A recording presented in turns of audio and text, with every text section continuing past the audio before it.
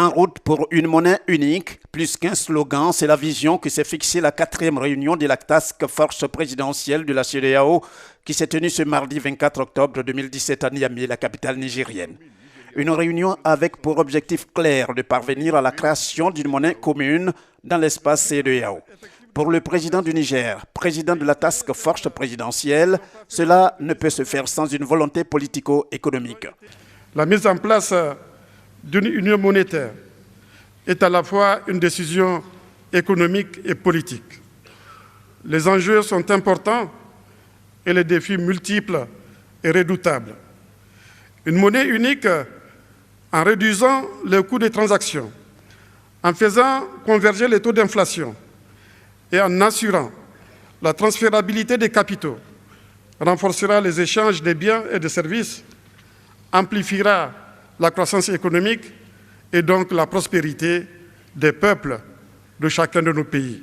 À cette occasion, le président Mahamadou Issoufou, se fondant sur le parcours du président ivoirien Alassane Ouattara à la BCEAO et au FMI, l'a cité comme un champion de l'intégration, donc un acteur incontournable pour l'aspiration au processus de mise en œuvre de la monnaie unique dans l'espace CEDEAO. Une marque de considération qui n'a nullement laissé le président Alassane Ouattara indifférent. Pour le chef de l'État ivoirien, l'idéal est surtout de respecter toutes les règles fixées en la matière. C'est important de tout faire pour essayer d'avoir la monnaie unique en 2020. Bon, je sais que ce n'est pas chose facile, mais c'est possible. Et nous devons, à cet effet, prendre un certain nombre de mesures. Ce que j'ai indiqué, c'est que nous devons tout d'abord nous féliciter des mesures qui ont été prises par l'ensemble des États de la CEDEAO.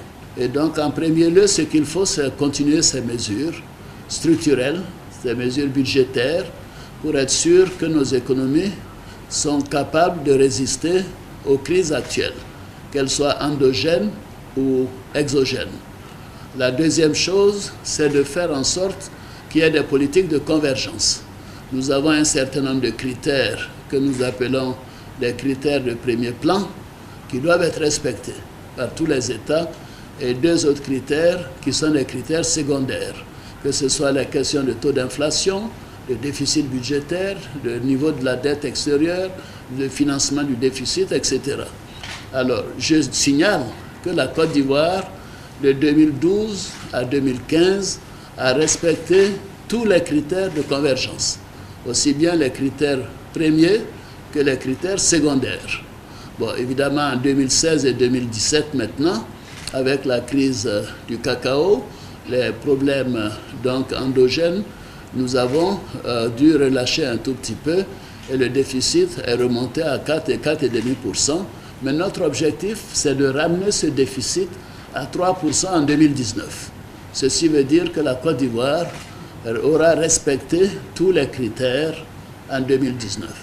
Et ce que j'ai indiqué aux uns aux autres, c'est que tous les États doivent être dans la même dynamique, de faire en sorte qu'en 2019, nous puissions respecter tous les critères de premier plan au moins, et ceci nous permet évidemment d'avoir une monnaie de la CEDEAO en 2020.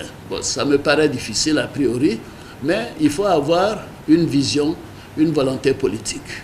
Alors, pour ce faire, nous avons la surveillance multilatérale entre nous, mais cela ne suffit pas.